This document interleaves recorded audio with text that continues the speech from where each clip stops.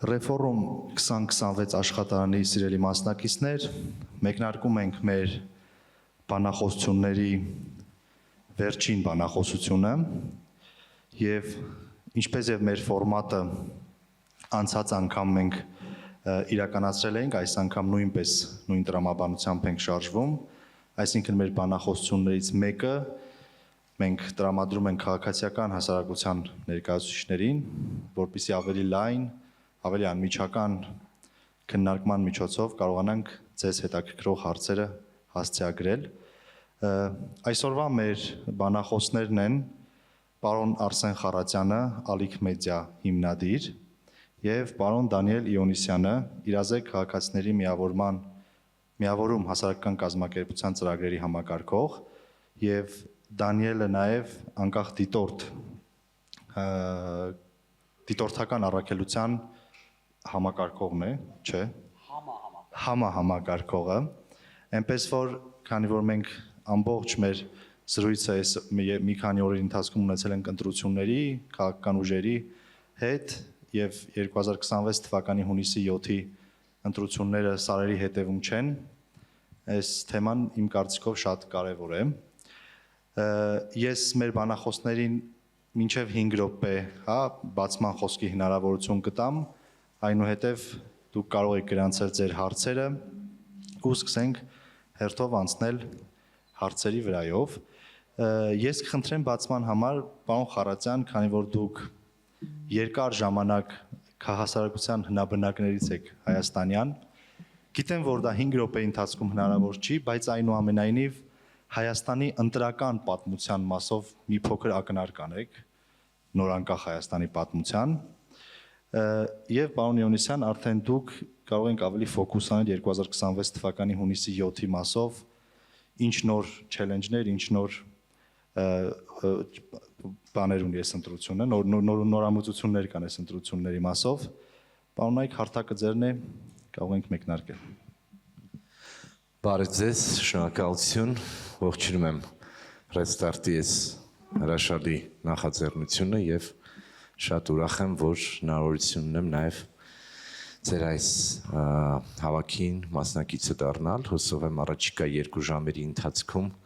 կկարողանանք հնարավորինս անկեղծ զրույց ունենալ։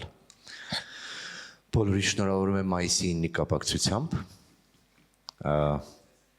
Եկեք մի հատ մտածենք, այսօր ինչ տոն է։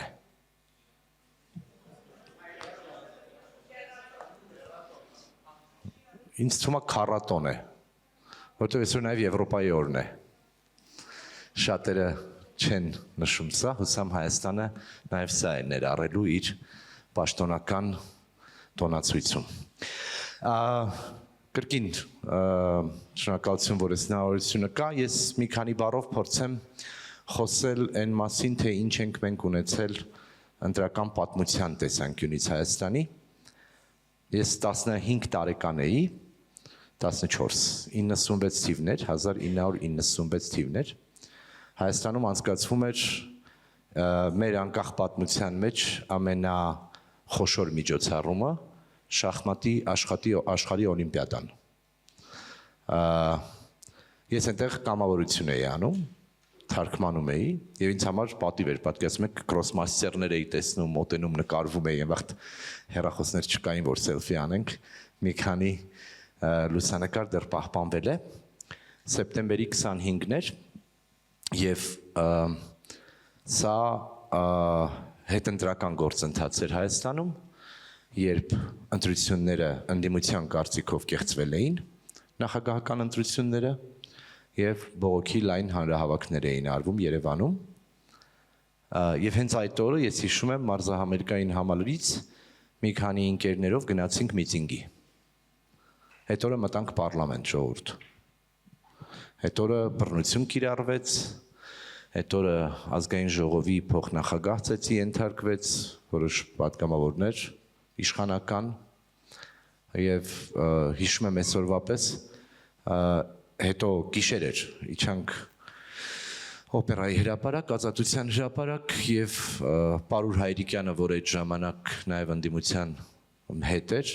հայտարարեց, որ Լևոն Տեր-Պետրոսյանը այսօր իրականացրել է քաղաքական ինքնասպանություն։ Հետո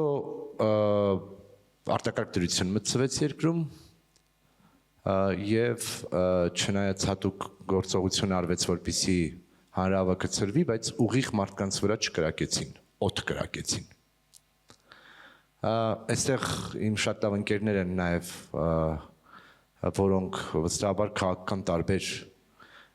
հավատամք ունեն, տարբեր բաների են նայում, բայց ես իմ առաջին ընտրական փորձառությունը այսպես եմ ունեցել Հայաստանում, չնայած դեռ ընտրության մասնակցողել չէի։ Ուրեմն ես խորապես համոզված եմ եւ որևէ քաղաքական գործ չի ուժի հետ պատրաստ եմ խոսակցություն ծավալել, որ ընդհուպ մինչև 2018 թիվ Հայաստանի Հանրապետությունում 91 թվից հետո բոլոր ընտրությունները կեղծվել են,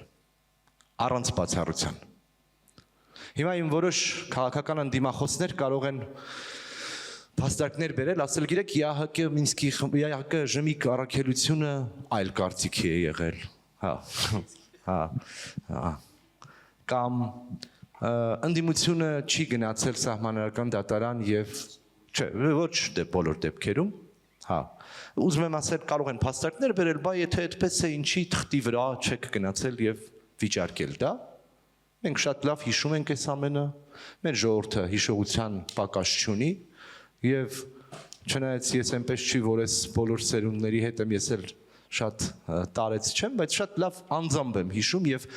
բոլոր կեղծված ընտրությունների ժամանակ եւ դրանից հետո եղել եմ փողոցում, առանց բացառության։ 1998 թվի ընտրությունները նույնպես կեղծվել են։ Դա արել է Վազգեն Սարգսյանը Ռոբերտ Քոչարյանին բերելու համար։ 99 թվականի ընտրությունները նույնպես կեղծվել են։ Չնայած շատերն ասում են դա թերևս առավել որակյալ ընտրություններ։ Ճաշակի խնդիր է թերևս։ 2003-ի ընտրություններից հետո 1 տարի համարյա հանրահավաքներ էին կանում եւ դա ավարտվեց 2004 թվականի ապրիլի 12-ով, երբ որ Բաղրամյան պողոտայի վրա մեզ բռնությամբ դուրս մղեցին ծեծով, ձերբակալություններով եւ մնացած հատուկ միջոցներով։ Այն ժամանակ չկար Facebook, չկար YouTube, մենք գնում էինք համալսարաններ, համալսարանական լսարաններ, ուսանողներին փորձում էինք ակտիվացնել։ 2008-ի ընտրակեղծարարություններն ավարտվեցին մարտի 1-ով, երբ ուղիղ կրակեցին ժողովրդի վրա։ Այդպես են պահել իշխանությունը։ 2013 թվականին Ռաֆի Հովհաննիսյանը հաղթել էր ընտրություններում, բոլորս գիտենք, դա անկախ նրանից մենք ինչ նախընտրություններ ունենք, բայց կրկին ընտրության միջոցով իշխանություն չձևավորվեց։ Եվ ինչ է ստացվում, այստեղ մի առանցքային բան կա։ Եթե դու չունես քո ժողովրդի մանդատը, եթե դու քո քաղաքացու ձայնով չես իշխանության գալու, ապա դու քո օրինականությունը, լեգիտիմությունը պիտի ինչ-որ տեղից ստանաս։ Եվ դա լինելու է ինչ-որ բանի հաշվին։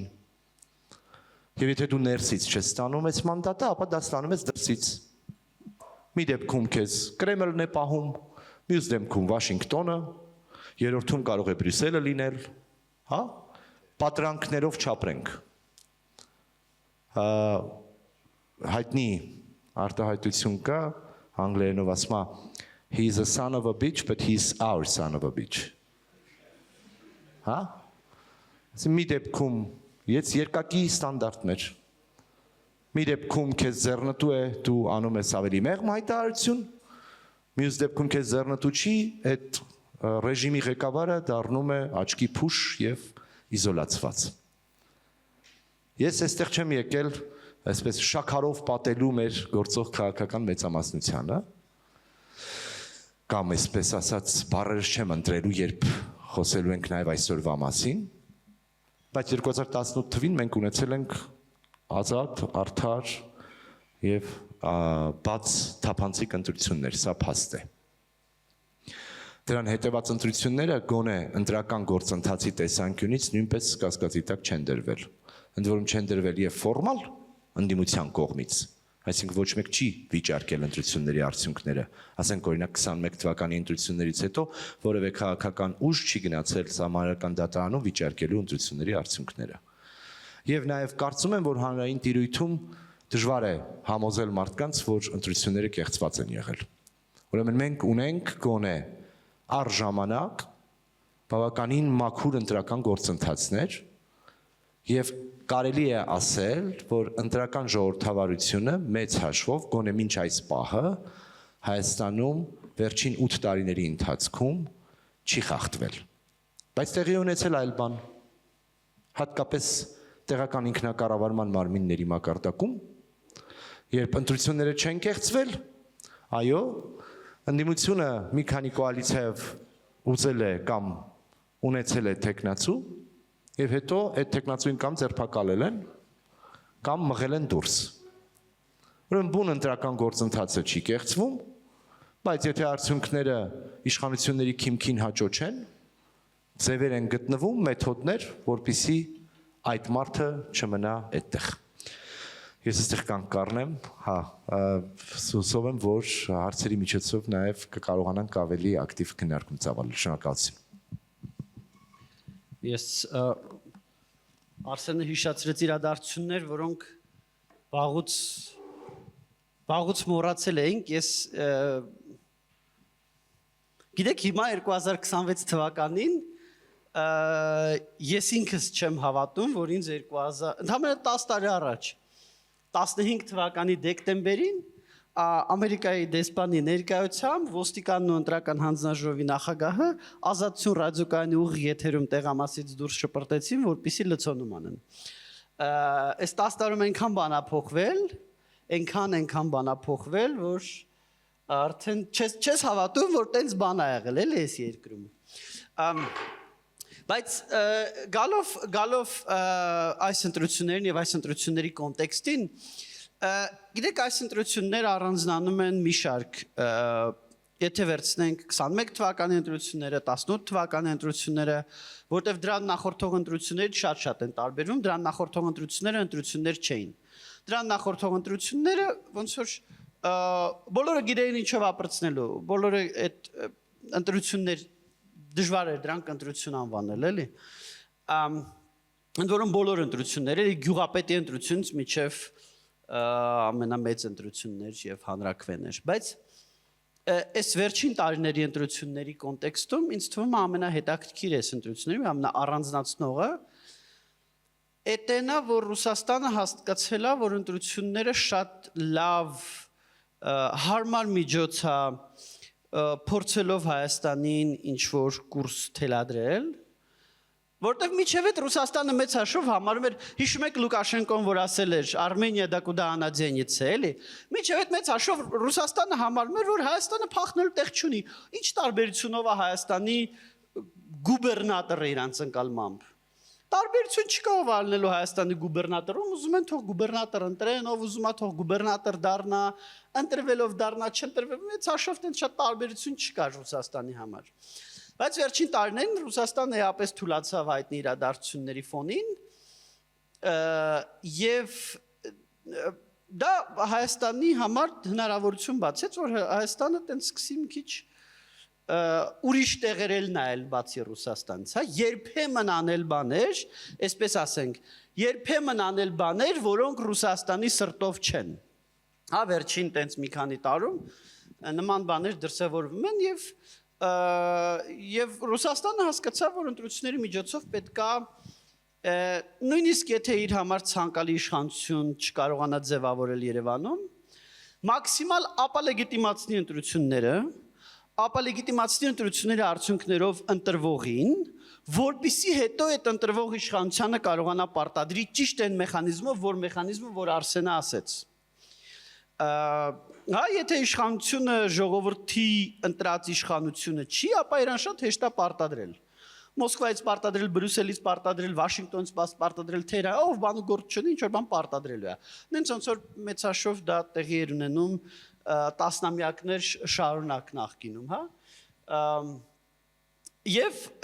այս կոնտեքստում Մոսկվան որոշեց, որ ընտրություններին խառնվելը շատ հարմար միտք է, շատ հարմար մեխանիզմ է,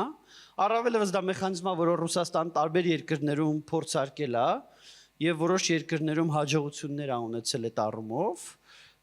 որոշ երկրներում փոքր հաջողություններ, որոշ երկրներում մեծ հաջողություններ, նորում ես նույնիսկ լեզուս չի պատտվի ասեմ, որ որևիցե երկրում ընդհանրապես ոչ մի հաջողություն չի ունեցել, որ չի եղել նենց երկիր, ցավոք, որտեղ Ռուսաստանը փորձի ընտրությունների միջոցով ինչ որ բան անի եւ դա չստացվի։ Առնվազն ընտրությունների ապալեգիտիմացումը, ինչ որ չափով ապալեգիտիմացումը համարյա ամենտեղ էլ քիչ շատից ստացվել է Ռուսաստանի մոտ եւ սա եւ մեր մոտ էլ ինչ որ բան Ռուսաստանի մոտ ստացվելու է։ Այդ ակնհայտ է։ Ստեղ իհարկե Ռուսաստանի մոտիվացիան չի սահմանափակվում միայն դրանով։ Ռուսաստանի մոտիվացիան նաեւ ուրիշ շատ բնական մի ցանկություն է։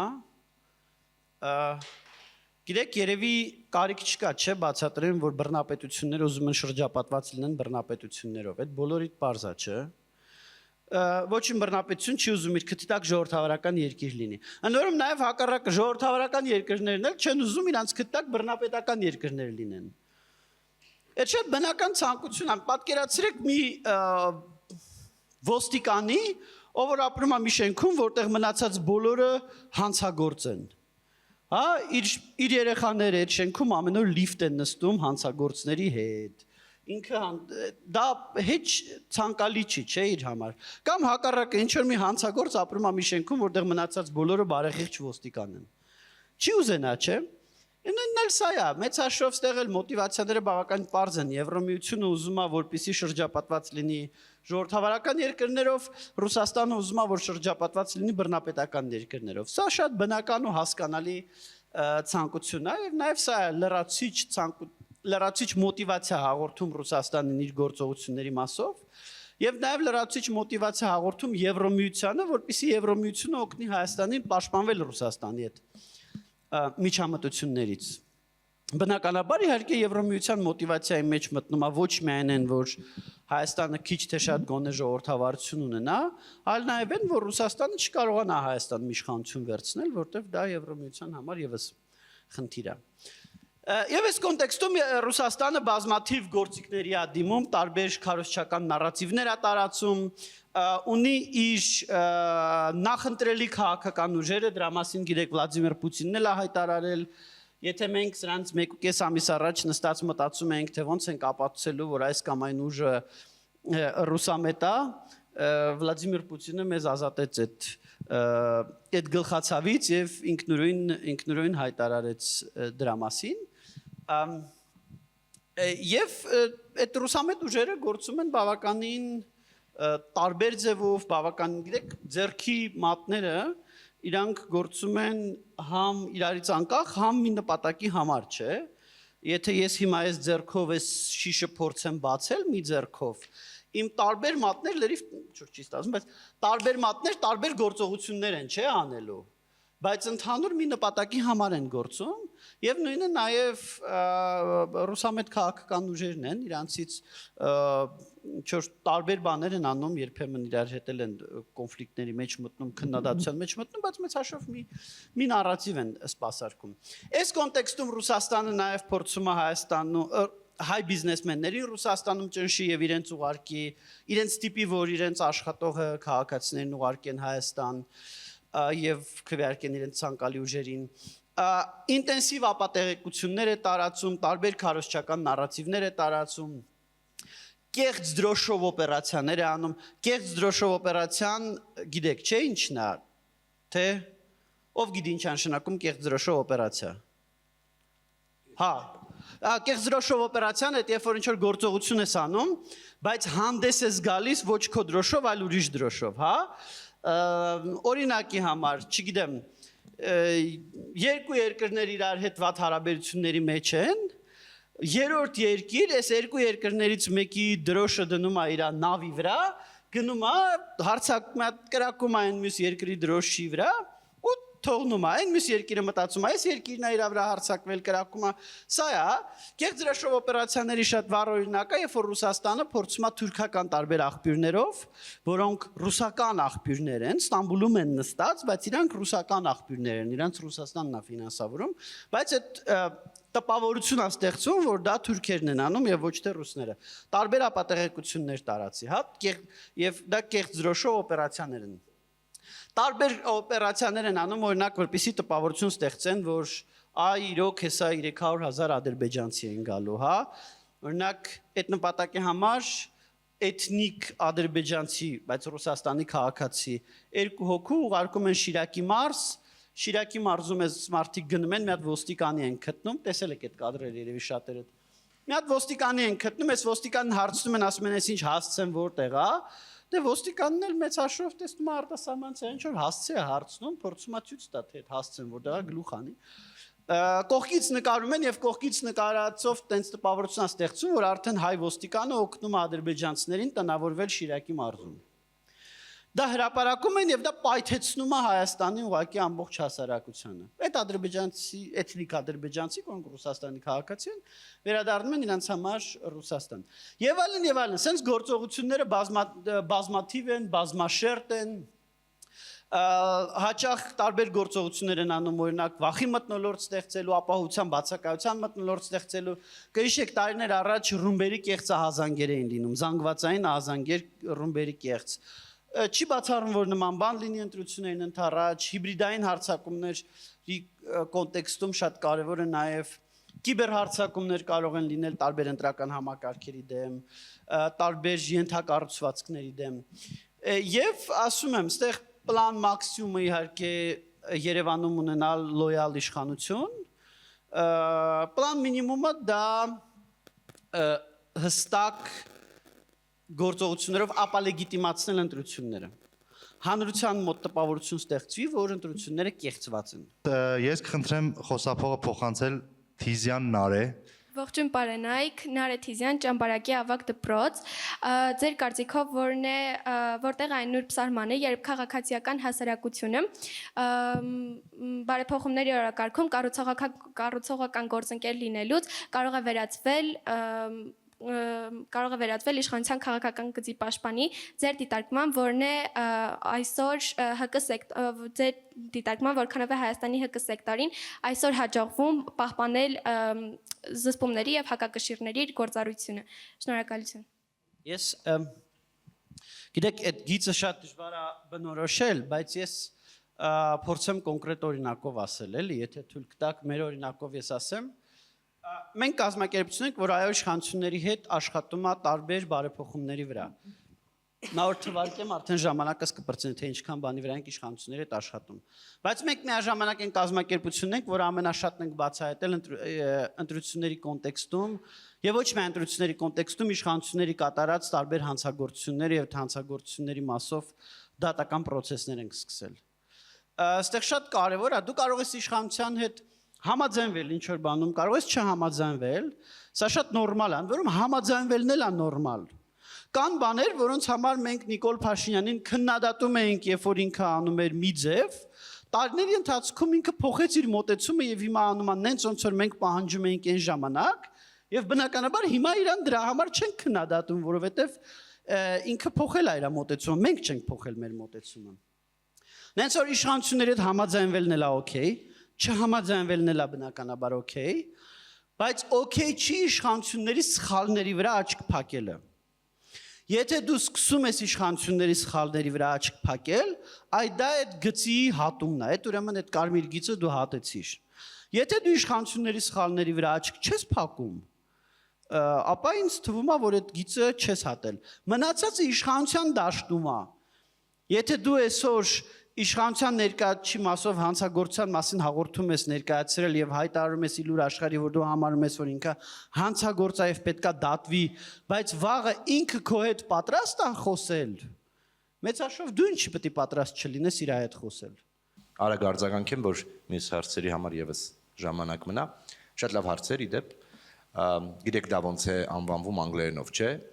Գիտեք NGO կա եւ կա Gongo, government NGO։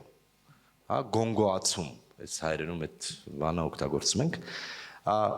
Այն պահից է սահմանահատում, երբ որ հատկապես իրավապաշտպան գործունեությամբ զբաղվող ՀԿ-ները սկսում են աշխարհաքաղաքականությունը ավելի կարևոր, քան իրենց գործը։ Ասում են, այս իշխանությունը արևմտամետ է, դրա համար ես իրան չեմ քննադատի։ Ուրեմն դա ՀԿ-ների գործը չի։ Այո, բոլորս Հայաստանի քաղաքացի ենք, այստեղ ենք ապրում, ունենք մեր նախընտրությունները, բայց ես կարծում եմ, որ այն պահից, երբ որ սկսում են աշխարհաքաղաքական վերլուծություններով առաջնորդվել եւ այս կամ այն բանի առաջ աչք փակել, ինչպես Դանիելն ասաց, այո, դու կարող ես քննադատել, ասել են ինչ որ կա, հատկապես երբ որ խոսքը գնում է ընտրված իշխանությունների մասին։ Մինչև 18 թվականը այն բոլոր ՀԿ-ները, որոնք որ գնում էին կառավարության կողմից ստեղծած տարբեր կառույցներում մասնակցում, քաղաքացիական հասարակության առավել, այսպես ասած, լեգիտիմ հատվածը նրանց հետ չէր շփվում, որտեղ դա նշանակում էր չընտրված իշխանություններին լեգիտիմացնել։ Սա էլ կարևոր հանգամանք է, որ կարծում եմ պետք է հաշվի առնել։ Եթե Շնորհակալություն։ թույլ կտաք մի նախադասությամբ ավելացնեմ, որտեղ այդ հարցը շատ ուժեղ առաջացավ 2018 թվականից հետո, որտեղ 2018 թվականից հետո բազմաթիվ ՀԿ-ներ, որոնք իշխանությանը քննադատում էին, չէին հայհոյում, կոպիտ ասած հայհոյում իշխանությանը, բառացի հայհոյում, բայց չէին հայհոյում իշխանությանը։ Եվ այդ ժամանակ այդ նարատիվը նաև առաջացավ, որ այ եթե դու իշխանությանը չես հայհոյում, այ դու նախկինում իշխանությանը հայհոյում էիր։ Հիմա որ դու իշխանությանը չես հայհոյում, ուրեմն դու իշխանամետ ես, ուրեմն դու գոնգո ես։ Բայց կա շատ մեծ տարբերություն, այդն է, որ ընտրված իշխանությանը չեն հայհոյում։ Ընտրված իշխանության հետ ընտրված իշխանությունը ժողովրդի լեգիտիմ ներկայացուցիչն է։ Դու իր սխալները ընդգծում ես, մեխանիզմը արդեն ուրիշ է։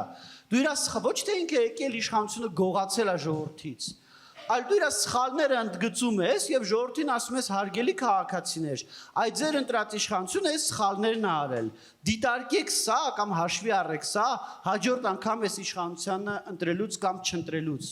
Մեխանիզմը սա է, դրա համար բառապաշարի որակը շատ ուժեղ փոխվել է, բայց այդ բառապաշարի որակի փոփոխությունը որոնց կողմից մեկնաբանվում է որպես իշխանամետ դառնալ։ Շնորհակալություն։ Հաջորդ հարցի համար Հարություն Չանթյան։ Հարություն Չանթյան, շնորհակալ եմ հարցի հնարավորության համար։ Հարցը ուղղված է ձեզ, պարոն Իոաննեսյան։ Դուք հաճախ խոսում եք ինստիտուցիոնալ բարեփոխումների մասին, որն է այն ոլորտը, որտեղ ներկայիս իշխանությունն ամենաշատն է ձախողել, ձեր չափանիշներով։ Շնորհակալություն։ Դատականը։ Շնորհակալություն։ Այ սենց։ Սենց լավ։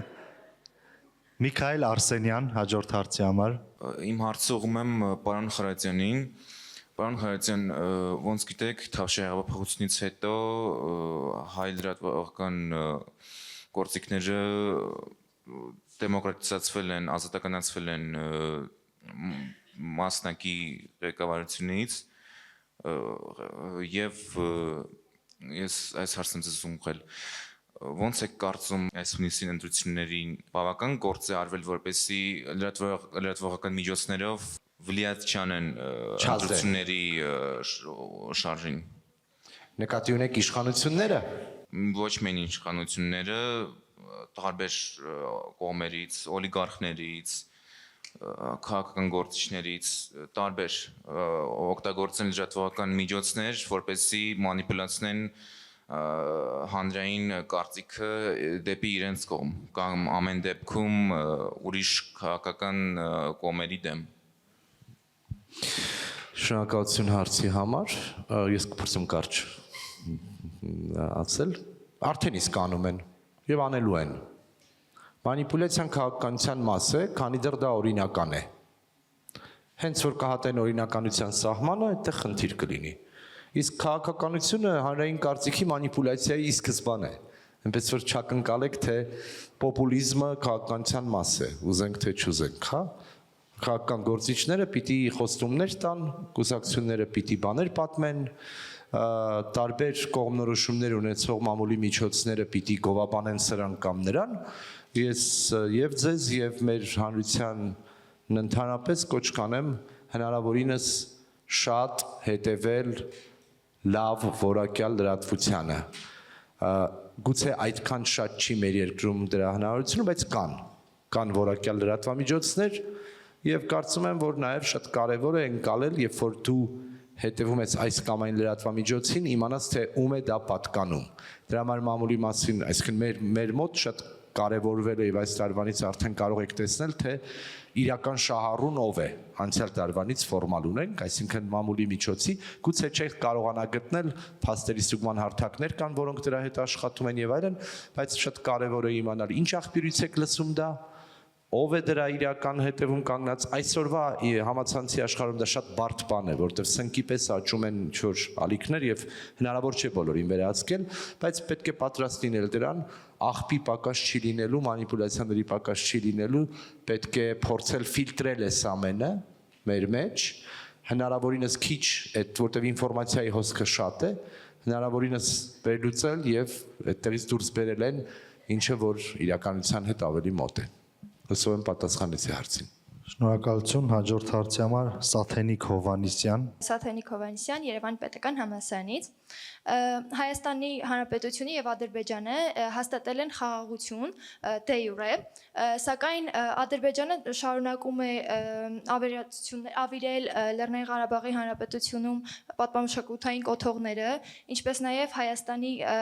ինքնիշխան տարածքները օկուպացված է պահում։ Բացի այդ, Լեռնային Ղարաբաղի Հանրապետության իշխանություն ռազմաքաղաքական իշխանությունները պահվում են Բաքվի բանտում, այն էլ վատ պայմաններում։ Այս ամենի ֆոնին Հայաստանի իշխանության խաղաղության պնդումների արդյունքում ինչպես եք պատկերացնում եւ որքանով է իրատեսական Ադրբեջանի հետ լիովին խաղաղություն հաստատելը այն դեպքում, երբ Ադրբեջանը մինչև հիմա շարունակում է թշնամական հարաբերություններ Հայաստանի հետ։ Շնորհակալություն։ Շնորհակալություն հարցի համար։ Դե ֆակտո թերևս դե յուրե չկա դեռ։ Եվ ես չեմ համարում, որ Հայաստանի եւ Ադրբեջանի միջև խաղաղություն է, մեր միջև պատերազմի բացակայություն է։ Սրանք տարբեր բաներ են։ Երկրորդ, պատմամշակութային ժառանգության ոչնչացումը լրջագույն խնդիր է, եւ սա, եթե մի օր պիտի իրապես խաղաղության հասնենք, սա պիտի լինի մեծ փաթեթի մաս։ Շատ վատ եմ գնահատում բնականաբար այն ինչ որ արվում է, բայց 3 օր առաջ ադրբեջանցիներ կային Երևանում, որոնց հետ փակ հավաքի էի եւ իրենց այս հարցը բարձրացրեցինք իրենց առաջ, իրենք էլ ուղիղ ասացին, այն ամենը ինչ կառուցվել է 94 թվականից հետո, մենք լեգիտիմ իրավունք ենք համարում քանդելու։ Սա մեզ համար իհարկե շատ տհաճ եւ ծանր բան է, բայց սա իրենց ասածն է։ Ես էլ ասացի, միայն 94-ից հետո կառուցվածը չեք քանդում, շատ այլ բաներ եք քանդում։ Ամարասի վանքը հաստատ 94-ին չի կառուցվել, Շուշիի կանաչ եկեղեցին 18-րդ դարի եկեղեցի է, էլ չխոսեմ մնացած ներկայության մասին։ Այո, ցավոք, այսօր Արցախում, Լեռնային Ղարաբաղի տարածքում հայկական պատմամշակութային ժառանգությունը կամ ոչնչացվում է, կամ փոխարինվում, հատկապես քրիստոնեական ժառանգությունը փոխարինվում է այսպես կոչված ալբանականով, հա, ավելին ասեմ, իրենք որևէ մեկը կա այս սրահում, որ լսել է ուդի ժողովրդի մասին, հա, ուդիների ժառանգություն են անվանում, ուդիները քրիստոնյա ժողովուրդ են, առաքելական, հա, մեր օրինակ Սարդարապետի հերոսամարտի կարևոր կերպարներից մեկը Սիլիկովը ուդի էր, հա, այդ Կուտկաշենում, Նիժում, այդ Ադրբեջանի այսօր արդեն անվանափոխված այս տարածքներում ապրած, հիմա ես ասում եմ, ինչ որ իրանք որպես նոր քաղաքականություն են անում, հա, այսինքն մենք չենք եղել այնտեղ, այսինքն Գանձասարը, Դադիվանքը, Հասան Ջալալյանները չեն եղել, սարսափելի բաներ են կատարվում, իհարկե, եւ այս պայմաններում ամեն օր ասել, որ խաղաղ ենք, ամեն ինչ լավ է, որոշ գործընկերներ էլ ասում են, դե իրենց ինքնիշխան տարածքները ինչ ուզում անում են։ Այսինքն, եթե վաղը այլ երկրներում հայկական ժառանգությունը ոչնչացվի, մենք դե ասենք իրենց ինքնիշխան տարածքները ինչ ուզում են անում են։ Չեմ ուզում հեռու գնամ Թադեի վանքը Իրանում։ ՅՈՒՆԵՍԿՕ-ի կողմից պաշտպանվող հատված է։ Սա սարսափելի բան է։ Ես համարում եմ, որ այս պայմաններում իրական խաղաղության հասնել շատ դժվար է, բայց անկախ ամեն ինչից փաստաթղթով խաղաղության չեն հասնում։ Հիմա շատերը խոսում են այն մասին, որ իսկ ով է հովանավորը լինելու մեր խաղաղության, ոչ ոք չի լինելու հովանավորը մեր խաղաղության, եթե մենք ինքներս իրենց հետ չկարողանանք համաձայնության գալ, մեկ, եւ երկրորդ, իրական խաղաղության ճանապարհը բարդ է, երկար է, դժվար է, հանրությունների միջև այլ մակարդակի երկխոսությունը միայն կարող է բերել դրան, որովհետև խորհրդային շրջանում մենք եղբայրական ժողովուրդներ էինք, բայց ատում էինք իրար։ Հա? Դա խաղաղություն էր։ Կոնֆլիկտաբանության մեջ մենք ասում ենք դա կառուցվածքային բռնություն է։ Այսինքն խորքում նստած ստրես անընդհատ, ատամները կրճտացնելու, ընդ որում եւ մենք եւ իրենք։ Հա? Եվ այստեղ մենք էլ ծանր բաների հետ առերեսվենք։ Ասեմ ձեզ, այնպես չի, թե մենք այդպես ամեն ինչում շատ խաղաղացել ու լավն ենք եղել։ Եվ այդ խաղաղության հասնելու համար մենք բարդագույն ճանապարհ ունենք անցնելու, եւ այստեղ պիտի եւ մասնագիտական եւ խորը հոգեբանականից սկսած մինչեւ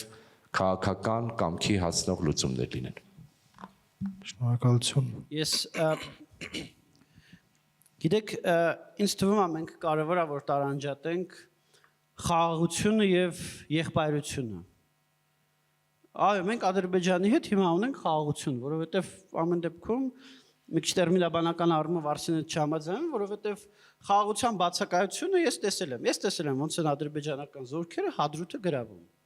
Ես տեսել եմ ոնց էին իրանք Շուշիում արդեն։ Ես տեսել եմ ոնց էին իրանք հայ-հայ հասնում Ջերմուկին 22 թվականին եւ եթե բանակի դիմադրությունը եւ ամերիկացի խառնվելը չլներ Ջերմուկն էլ կվեկալեին։ Այդ խաղաղության հակառակն էր։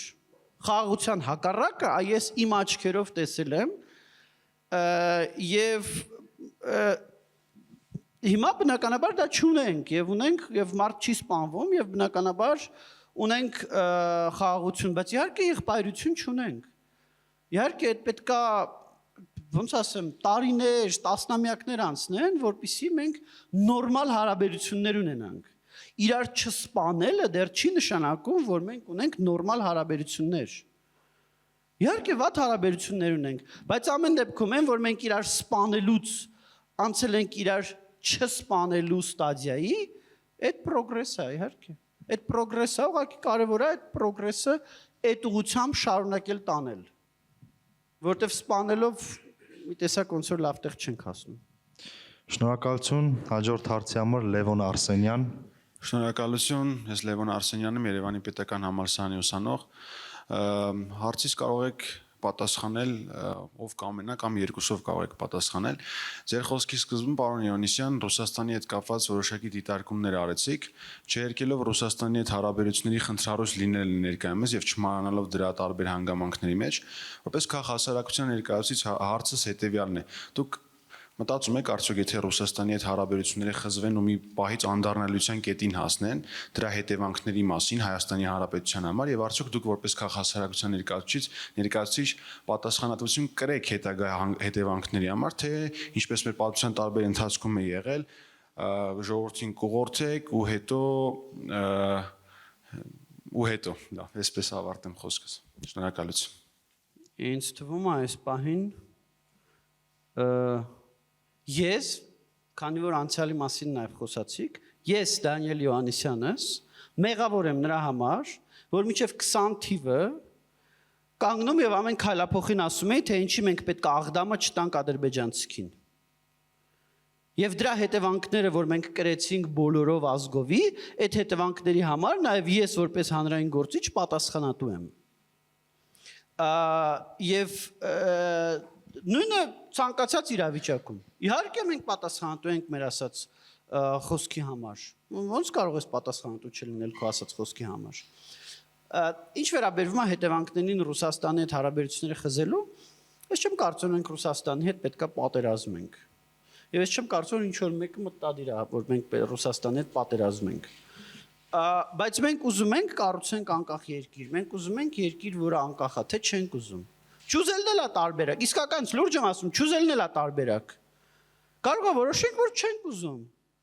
Okay, դա էլ է կարծիք։ Իրապես մարդիկ կան, որոնք համարում են, որ լավ ինչներիս է պետք է, ոնց կարանք 3 միլիոնով ունենանք անկախ երկիր, դա ռեալ չի, դա իրատեսական չի, դա կարծիք է, որը okay է, որ մարդիկ ունեն։ Բայց եթե մենք ուզում ենք դա անենք, մենք այդ ուղղությամբ պետք է շարժվենք։ Եվ այդ ուղղությամբ շարժվելու ճանապարհը որն է? Այդ ուղղությամբ շարժվելու ճանապարհը այն է, որ մենք Ռուսաստանին զրկենք հնարավորությունից մեզ ցավացնելու։ Ձեր հարցին ի պատասխան եւ դա է ամենաշատը, որ Ռուսաստանին հիմա դուր չի գալիս։ Որ մենք շատ հարումներով զրկում ենք Օրինակ հիշում եք, Ռուսաստանը մեր ցորենի միակ մատակարարն էր։ Միակ մատակարարն էր։ Ոչ, հիմա էլ միակ մատակարարը չի։ Հասկանում եք, հիմա եթե Ռուսաստանը որոշի, որ մեզ պատժելու համար ցորեն չի մատակարարում, իսերն աստծո, ղազախական ցորենը կա, ուկրաինական ցորենը կա։ Ռուսաստանը շատ հարցերում, հետո Ռուսաստանն էլ հին Ռուսաստանը չէ, էլի, Ռուսաստանն էլ թուլացած Ռուսաստան է, այս էլ պետք է հաշվի առնենք։ Ռուսաստանը այդ Ռուսաստանը չի, որը որ կար սրանց 5 տարի առաջ։ Սրանց 5 տարի առաջ դրա համար Հայաստանը ոչ մեկի մտքով չէր անցնում, որ կարող է Ռուսաստան ցանկանում, ոչ մեկի մտքով, այլ տենց կոպիտ ասած իշխանությունների մտքով չէր անցնում, որ կարելի է Ռուսաստան ցանկախանալ, որտեվ 5 տարի առաջվա Ռուսաստանը հզոր երկիր էր։ Հիմա կներեք, Ռուսաստանը դա մի երկիր է, որը Ուկրաինայից թույլտվություն է ուզում, որ իր մայրաքաղաքում պարադ անցկացնի։ Այդ է Ռուսաստանը։ Եվ շատ կարևոր է չկատարել շատ ռադիկալ քայլեր եւ դանդաղ հզորացնել մեր պետությունը, որտեվ եթե մենք մեր պետությունը հզորացնում ենք, Ռուսաստանին դա դուր չի գալուս։ Այդ ամբողջ ընթացքում Ռուսաստանին դուր չի գալու, որ մենք մեր պետությունը հզորացնում ենք։ Ռուսաստանը, երբ որ դադարեց մեզ զենք մատակարարել, Ռուսաստանը հույսով էր, որ մենք ոչ միտեղից չենք կարողանա զենք առնել եւ կգանք իր ծնկները կիջնենք։ Բայց երբ որ մենք կարողացանք ուրիշ տեղից զենք առնել, հիմա արդեն Ռուսաստանը ինքն է գալիս ասում, ժողովուրդ, բայց կարողա մեզանից էլ զենք առնեք։ Հասկանում եք, այդ դա է տրանսֆորմացիան։ Երբ որ դու կարողանում ես Ղազախստանից եւ Ուկրաինայից ցորեն առնես, Ռուսաստանը արդեն ոչ թե քեզ ասում է, այ քեզ խելոք պահի թե չէ ցորեն չես ստանա եւ սոված կմնաս, այլ Ռուսաստանը ասում է, դե բայց եթե մենք էժան գնով ցորեն տանք կշարունակենք, չէ՞ մեզանից առնել։ Այդ արդեն լրիվ ուրիշ խոսակցություն է։ Զենքի հետ կապված խոսակցությունը լրիվ ուրիշ խոսակցություն է։ Ռուսաստանն էլ չի ասում դու առանց զենք կմնաս։ Ռուսաստանը ասում է, բայց դե մենք էլ հարմար գնով կարող ենք ինչ-որ զենքեր տանք, մեզանից էլ առեք։ Սա էլ լրիվ ուրիշ խոսակցություն է։ Ու նույնը պետք է արվի բոլոր ոլորտներում։ Եվ այս ուղղությամբ պետք է գնալ եւ պետք է գնալ քայլ առ քայլ եւ ոչ թե ինչ-որ մի հատ հեղափոխություն անել եւ ասել վաղվանից մենք Ռուսաստան պատերազմ ենք հայտարարում, իհարկե ոչ։ Շնորհակալություն։ Արագ արձագանք եմ, պարոն Արսենյան։ Իհարկե պատասխանատվություն եմ կրում։ Այո։ Եվ այն ժամանակ էլ ենք խոսել այս մասին, երբ որ ամենավոչ պոպուլյարն էր։ Հիմա մարդիկ կան այնքան հակառուսական են դարձել, ես ասում հանգիստ պետք չի։ Այդ նույն մարդիկ էին, որոնք ժամանակին մեզ բոլորիս ասում էին դուք սորոսական շպիոններ եք այս երկրում։ Մենք ուզում ենք նախքին գաղութ մնալ, թե ուզում ենք պետություն ունենալ։ Մենք ուզում ենք գոնե արժանապատվության մինիմումի մակարդակով խոսել երկրների հետ։ Թե պիտի անverջ վախեցած գլուխներս ջայլամի պես մտցնենք հողի տակ ու ասենք դե Ռուսաստանն է կամ չգիտեմ, մյուսներն են։ Գիտեք, այո, բարդ է, պարոն Յանեսյանը Բալկանին կոնկրետ օրինակներով խոսեց։ Պետք չի վատացնել հարաբերությունները, ոչ։ Ոչ էլ պետք է հակառուսականություն քարոզել մեր երկրում, ամենևին։ Բայց պետք է ունենալ կոնկրետ շահային հարաբերություններ, դիվերսիֆիկացնել եւ անում ենք դա էներգետիկայի ոլորտում ամենաառանցքայինը։ Հա, ուզենք թե չուզենք կախվածությունը կա։ Հա, այսինքն տնտեսությունը պիտի կարողանանք հնարավորինս այլ շուկաներ փնտրել։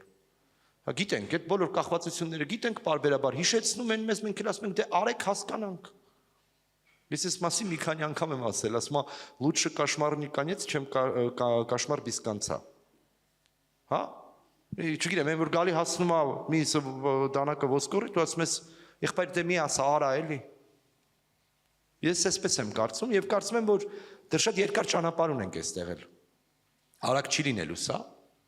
բայց տրանսֆորմացվել են նաեւ մեր եւ Ռուսաստանի հարաբերությունները,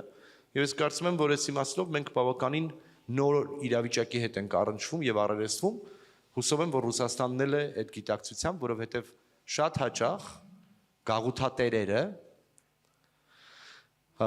հաշվի չառնելով գոյություն ունեցող իրողությունները իրենց քաղաքականությունը մշակում են նախկին գաղութների նկատմամբ այն հին տրամաբանությամբ եւ դրա արդյունքում տուժում։ Եթե իրենք էլ ավելի կոնկրետ հասկանան թե ինչի հետ գործ ունեն, կարծում եմ Ռուսաստանն էլ ավելի էֆեկտիվ կլինի Հայաստանում։ Բայց ես մի նախադաս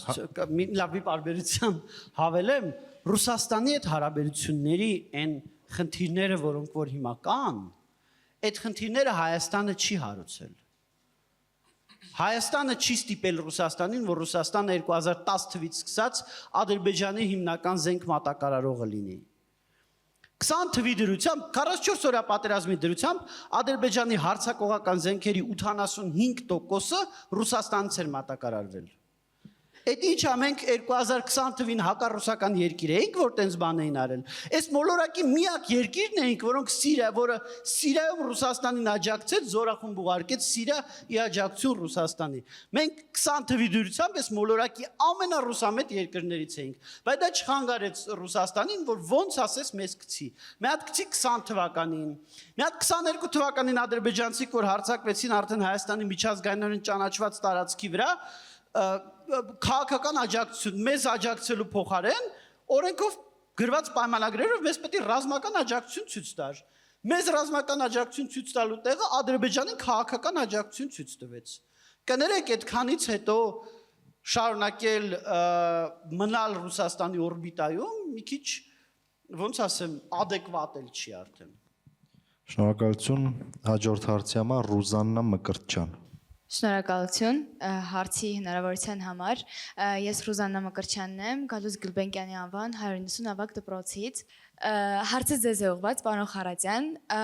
Մեր օրերում շատ կարևոր է լինել մեդիագրագետ եւ կարողանալ տարբերակել ապատեղեկատվությունը ճիշտ տեղեկատվությունից։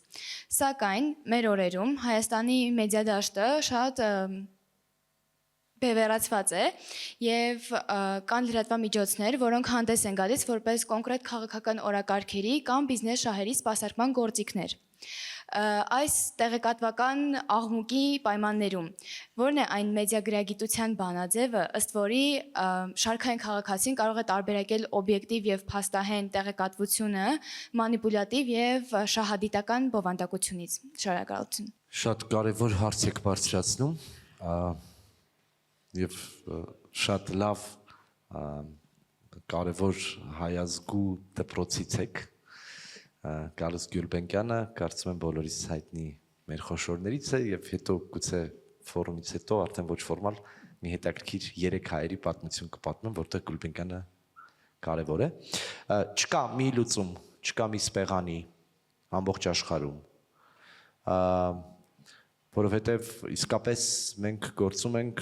չափազանց տարբեր իրավիճակում, երբ որ դաշտը բաց է, անկախ նրանից, թե դու նույնիսկ ինչքան ռեժիմային երկիր ես, հա, իսկ անգամ Ռուսաստանում, որտեղ փակ է ինտերնետի մեծ մասը, այնուամենայնիվ հնարավոր է լինում VPN-ների եւ այլնի միջոցով ինֆորմացիա տարածել։ Ես կարծում եմ, որ մեդիագրագիտությունը պիտի դառնա հանրակրթության պարտադիր մաս։ Ես նաև կարծում եմ, որ պետք է լինեն մեդիագրագիտության անընդհատ սոցիալական գովազդներից մինչև բոլոր տարիքային խմբերի համար կրթության շարունակականության տրամաբանության մեջ ներառված ուրեմն ուսուցում։ Դեպս աշխարհը գնացել է կրթության շարունակականությանը։ Չկա այլևս դիպլոմը ստացա, ես գնացի աշխատում եմ, անվերջ է սա։ Անընդհատ է սա, եւ որքան շուտ դա գիտակցենք, այդքան ավելի կարևոր է քաղաքականություն մշակելիս, կրթական քաղաքականություն մշակելիս։ Մենք անընդհատ սովորելու դարաշրջանում ենք ապրում, կրկնեմ, արագ է շատ տեմպերը եւ փոփոխությունները, եւ այս իմաստով կարծում եմ, որ պարտադիր ուսուցումը մի հատված է, բայց անընդհատ հետևել եւ նաեւ մեր նոր սովորածը փոխանցել մյուս սերունդներին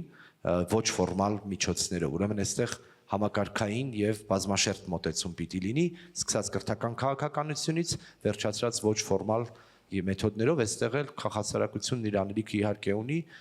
բայց որպես մամուլի միջոց ներկայացնող մարդ, ես համոզված եմ եւ միշտ եմ կարծել, որ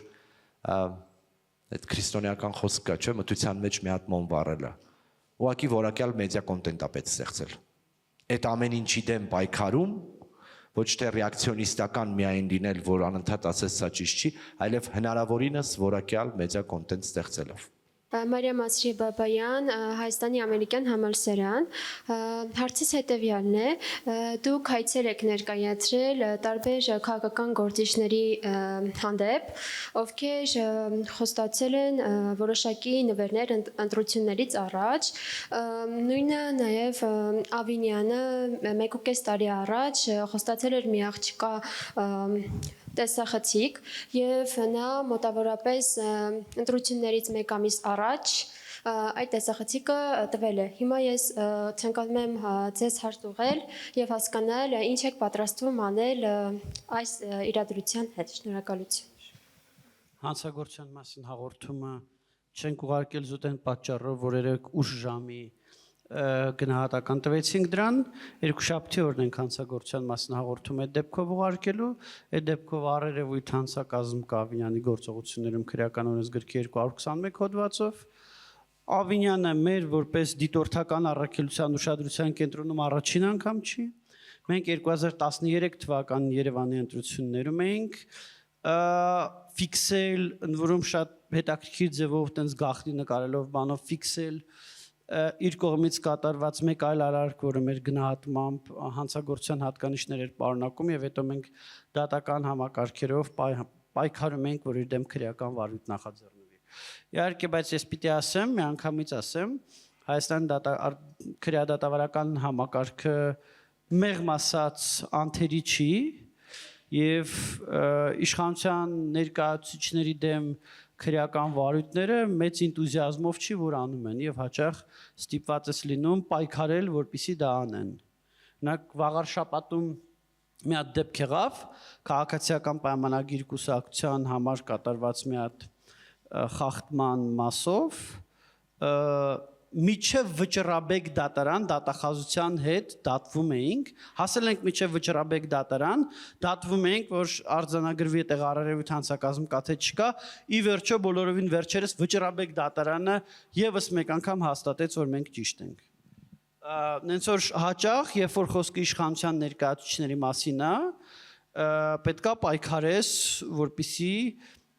արձանագրվի, որտեղ խախտում կա։ Եվ մենք այո պայքարում ենք, ինչքան էլ դա գլխացավանք չի ենթադրի։ Շնորհակալություն։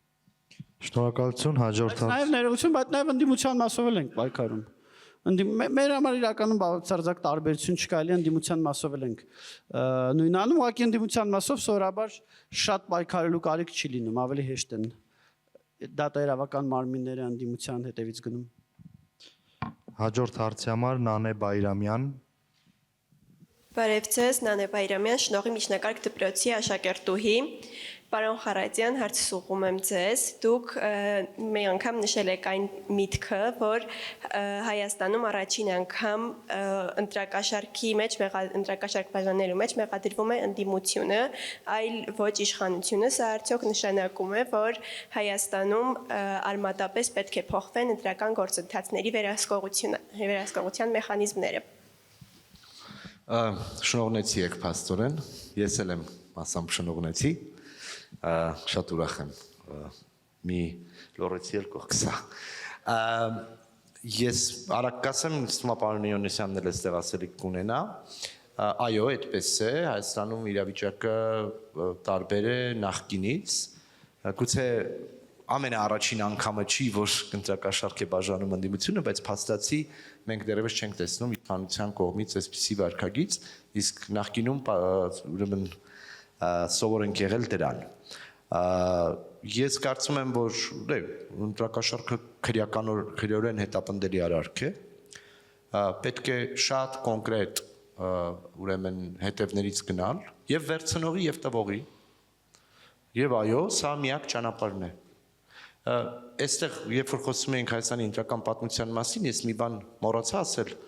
13 թվականից հետո 15 թվականի հանրաքվեն եղավ, 17 թվականի ընտրությունները եղան,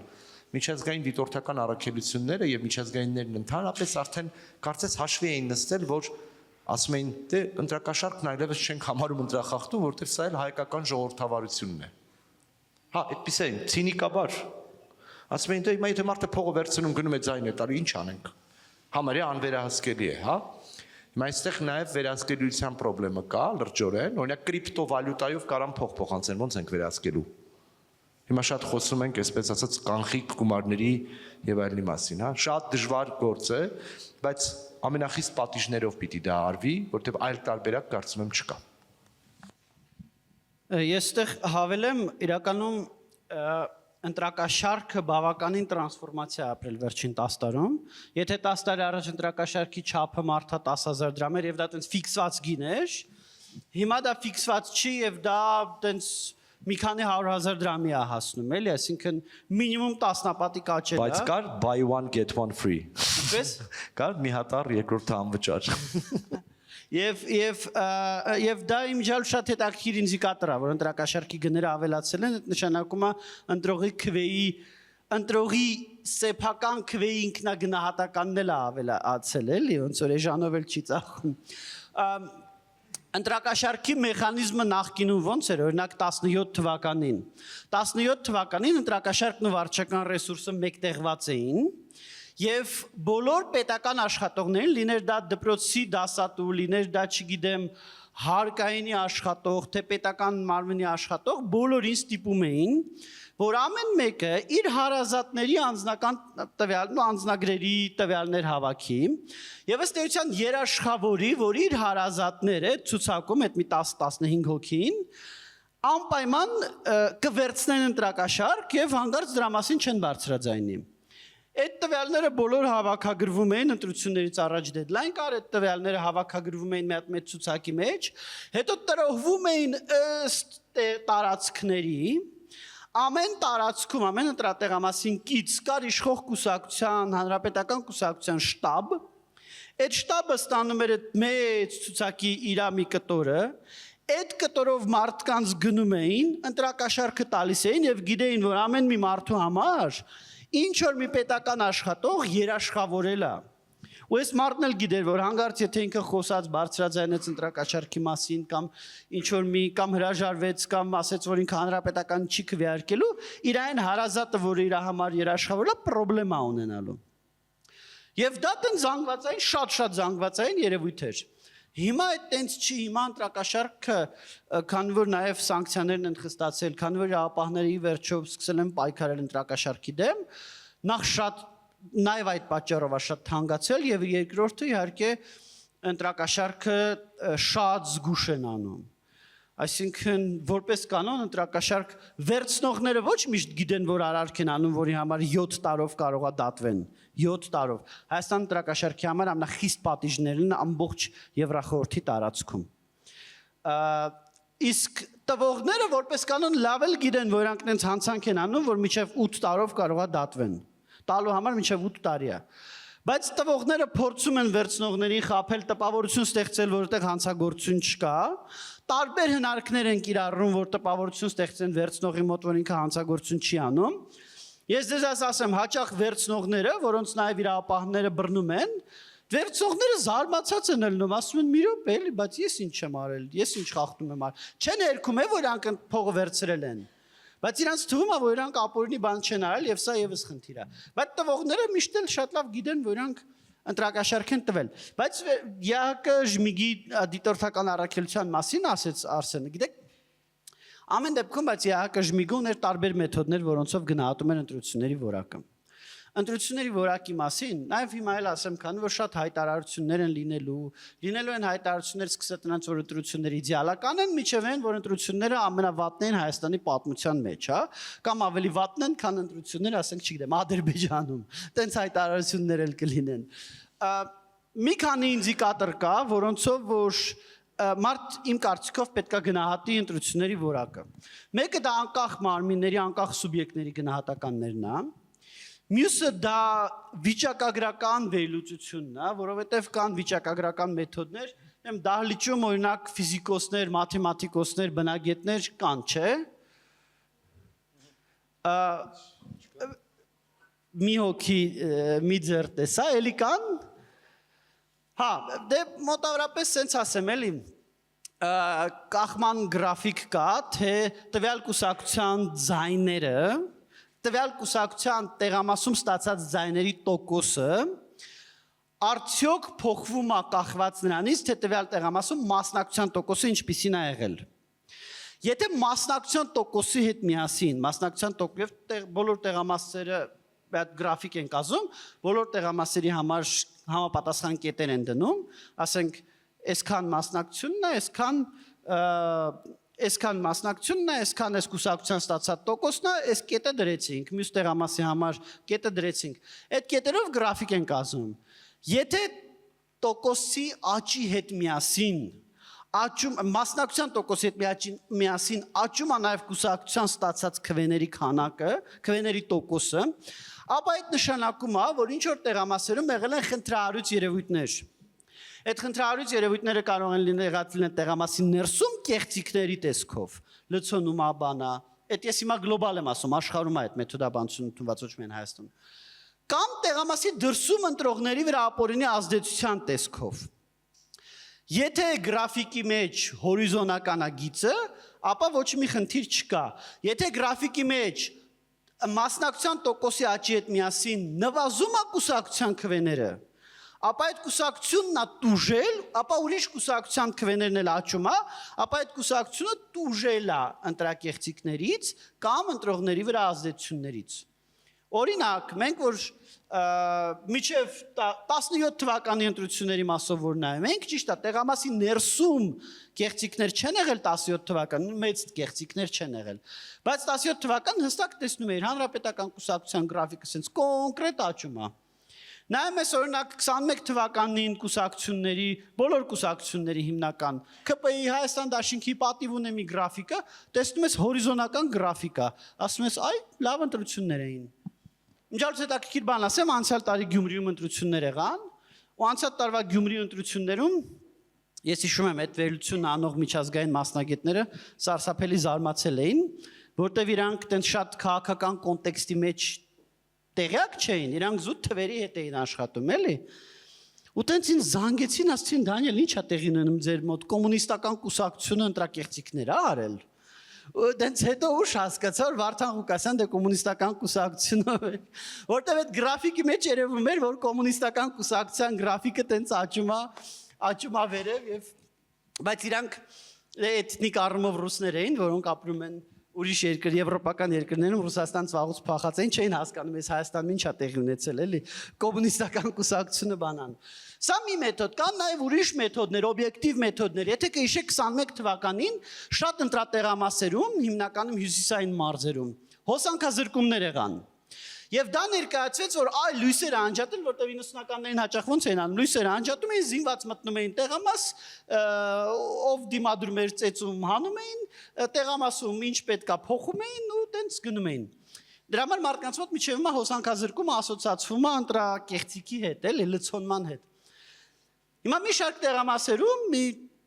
թիվը հիմա չեմ հիշի, բայց տենց մի 100-200 տեղամաս էլի, հոսանքազրկումներ եղավ։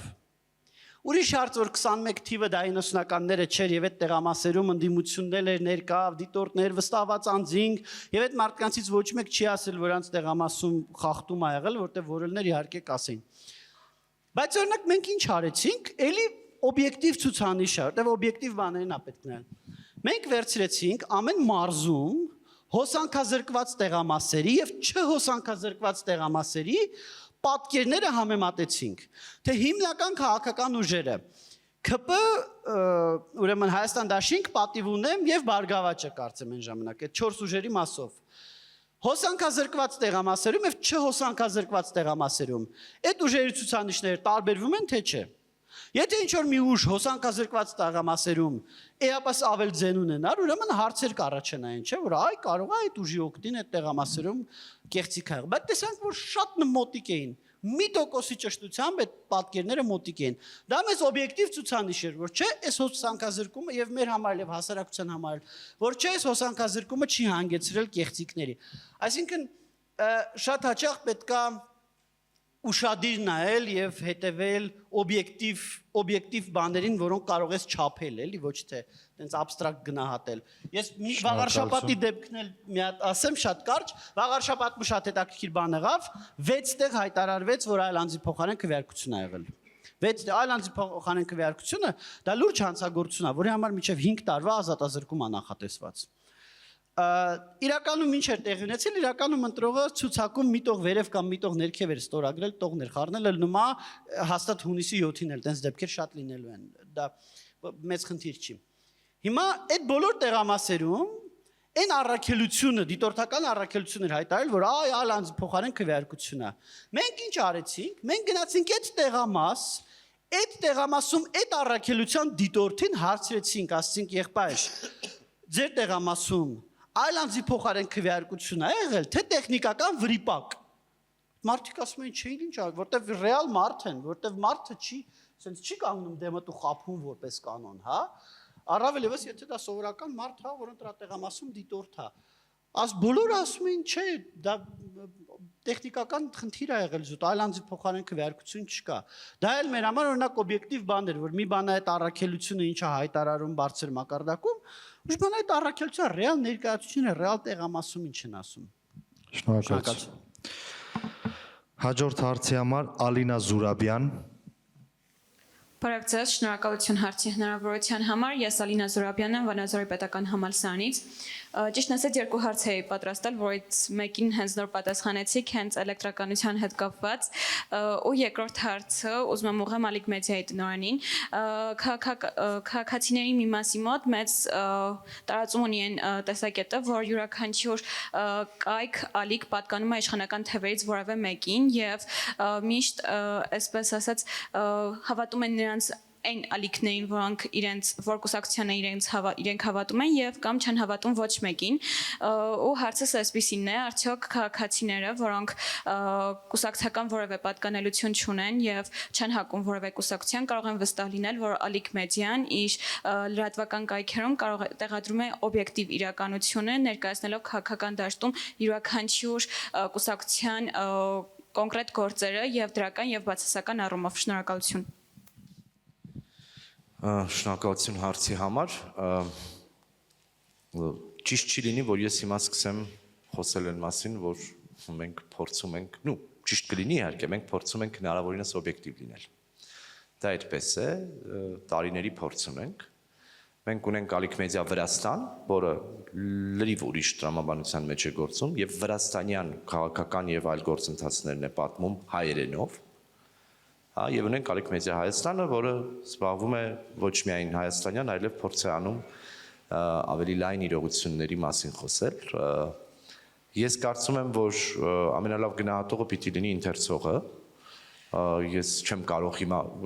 իհարկե, ասում եմ, այդպես է։ Մենք որևէ մեկին չենք սատարում, մենք անկախ ենք եւ մեր խնդիրն է հնարավորինս որակյալ կոնտենտ արտադրելը։ Սա է։ Մնացածը պիտի ընթերցողը դուք ինքներդ եւ մնացած մեր հանրությունը գնահատականը տա։ Շնորհակալություն Անի Սահակյան։ Շնորհակալություն հարցի հնարավորության համար։ Ես Անի Սահակյանն եմ Գյումրու ակադեմիական վարժարանից։ Այսպիսով հարցս. այս պահին իշխանության կողմից տեսնում եք ընտրական գործընթացների վրա ազդելու ռիսկեր, ինչպիսիք են վարչական ռեսուրսների հնարավոր կիրառման, պետական համակարգերի ներգրավման, մեդիա անհավասարության կամ մեխանիզմների միջոցով։ Եվ եթե այո, ինչպիսի կոնկրետ նախանշաններ կարող են լինել։ Շնորհակալություն նախապես։ Այո, բերեմ օրինակներ։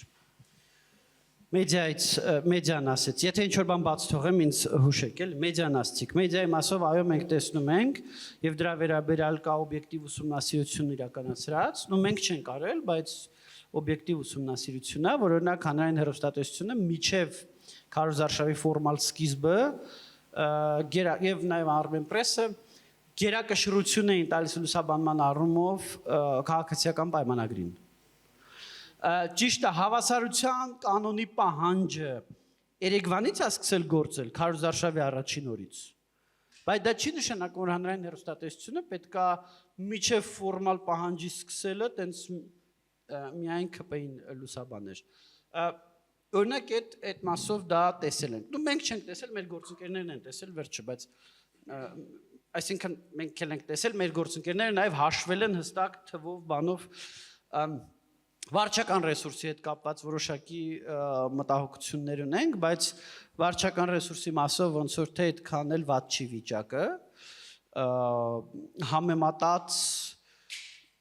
օրինակ եթե ես համեմատեմ Երևանի ավականու ընտրություններից մի ամիս առաջ եւ ազգային ժողովի ընտրություններից մի ամիս առաջ 23 թվականի ընտրությունների մասն եմ ասում էլի, այն ժամանակ վարչական ռեսուրսի մասով ավելի վատ էր, քան հիմա։ Ես էլ չեմ ասում էլի միջև հեղափոխությունը, մի անգամից միջև հեղափոխությունը վարչական ռեսուրսի մասով դա լրիվ ուրիշ բան էր, էլի։ Դա նույնն էր ինչ որ քննարկենք, որ պիստոլետն էլ ազենք, ատոմային ռումբն էլ ազենք, էլի ոնց որ տարբեր բաներ, բայց ես չեմ էլ ուզում մենք այն ժամանակների հետ համեմատվենք, որտեվ ավելի լավ է համեմատվել Շվեդիայի հետ, քան թե ավելի վատ օրինակների հետ։ Մենք տեսնում ենք, որ օրինակ իշխանությունը համերգները ամսի 19-ին Գյումրիում եւ 25-ին, չէ, կարծեմ Երևանում համերգներ արվեցին եւ այդ համերգները մենք ինքը ֆորմալ առումով ընտրական օրենսդրության խախտում չէր։ Մեր ընկալմամբ դա ավելի շատ կուսակցությունների մասին օրենսդրության խախտում էր, բայց տարբերությունը ֆորմալիստական է։ Էլի մեր ընկալմամբ այդտեղ կար խախտում եւ մենք դրա հետ կապված կոռուպցիայի կանխարգելման հանձնաժողով դիմել ենք։ Իմ քայլը հիմնադրամի մասով գիտեք դիմել ենք, որ հիմնադրամի տնօրեն Աննա Հակոբյանին տուգանի դատարանը դա վարույթ է ընդունել, տեսնենք ինչով կա։ Ինչպես ինքը մեր դեմ խոստացել է դատի տալ, բայց չի տվել, խաղաղաբար չկա, չգիտեմ, հələ որ չենք։ Ուրեմն էլի կետեր թվարկեցիք, չէ՞, ոնց որ ես արդեն չեմ հիշում։ Դե մեդիան հավասարությունը կա բոլոր ոչ միայն իշխանության մասով։ Ոչ միայն իշխանության մասով այդ լուրջ խնդիրը ուղղակի իշխանությունը օգտագործում է պետական մեդիաները, հա, պետական հանրային մեդիաներն է օգտագործում, ոմանք էլ օգտագործում են մեդիաները, որոնք որ առել են։ Դե հիմա ցավոք սրտի կարող ես քեշով մեդիա առնել, կարող ես փող տալ եւ մայիսի 10-ին լրատվամիջոցը գրի շնորհավոր ամանոր եւ Սուրբ Ծնունդ, փողին մունատ, հա։ Այդ խնդիրը կա։ Բայց ոնց որ թե պատասխանեցի, չէ՞ ամբողջությամբ։ Հաջորդ հարցի համար Մարսելա Ճաղարյան։ Ողջունում եմ բոլորիս, ես Մարսելա Ճաղարյանն եմ, ԵՊՀ միջազգային հարաբերություններ բաժնի ուսանողուհի։ Պարոն Խառատյան, եթե ընդունենք ձեր թեզը ընտրությունների կեղծ լինելու վերաբերյալ, ապա ստացվում է, որ տարիներ շարունակ քաղաքացիական հասարակությունը ապրել է բացարձակ ստի եւ իմիտացիայի մեջ, եւ ազատ մեդիան եւ քաղաքացիական հասարակությունը պարզապես դեկորացիա են եղել։ Այդ դեպքում ձեր կարծիքով որն է ձեր եւ ձեր գործընկերների պատասխանատվությունը այդ համատարած կեղծիքի մեջ։ Շնորհակալություն։ Շնորհակալություն հարցի համար, վստահ չեմ, թե մենք իրար ճիշտ հասկացանք։ Ոչ, մենք համատարած կեղծիքի ստի մեջ չենք ապրել, պարզապես երբ որ բարձրաձայնել ենք կամ ձերբակալվել ենք կամ ծեծ ենք կերել։ Խնդրում եմ գնացեք հետ նայեք բոլոր ընտրություններից հետո կամ ծեծ ենք կերել, կամ ձերբակալվել ենք, կամ ճնշումների ենք ենթարկվել։ Մենք դրա հետ չենք ապրել, չենք հաշտվել։ Հենց սա է տարբերությունը։ Եղել են fake հկներ, որոնք որ շատ լավ գնացել են, օրինակ մի տենդենս կար, երբ որ տարբեր նախարարություններ իրենց համար հաճո մարդիկ էին բերում, անունը դնում էին, գրանցում էին հկներ, այդ հկները խորհուրդներ էին կազմում եւ այդ նախարարություններն ասում էին մենք հանրային քննարկումներ ենք անում։ Մենք այդ հկներին շատ լավ հիշում ենք, գիտենք։ Հա, բայց ես չգիտեմ ինչից վերցրեցիք, որ մենք այդ ստի հետ հաշտվել ենք կամ ապրել ենք, ճիշտ հակառակը։ Ոչ թե հաշտվել ենք, այլև դրա դեմ պայքարել ենք անվերջ։ Ես ձեզ մի բան էլ ասեմ, 2018 թվականի ապրիլի 23-ը իմ համար օրինակ անձնական մակարդակում էգզիստենցիալ ճգնաժամի